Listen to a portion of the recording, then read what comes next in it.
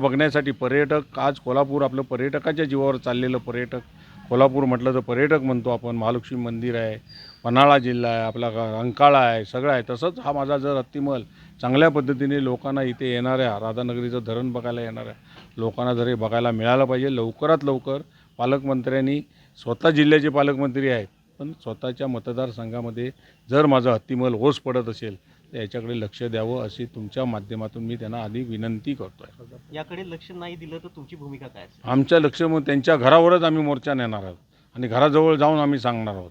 आणि परत आमचे इकडचे खासदार जे छत्रपती शाहू महाराजांचे वंशज आहेत आणि महाराज आहेत त्यांनासुद्धा विनंती करणार आहे, तुम्ही स्वतः पालकमंत्र्यांना भेटा. तुमच्या मतदारसंघामधला ज्या राधानगरी मतदारसंघाने तुम्हाला भरघोस मतदान दिलेलं आहे इकडचं, तर त्याची जाण महाराजांनी ठेवून स्वतः याच्याबद्दल आवाज उठवला पाहिजे आणि पालकमंत्र्यांशी बोलून हे लवकरात लवकर काम करून घेतलं पाहिजे.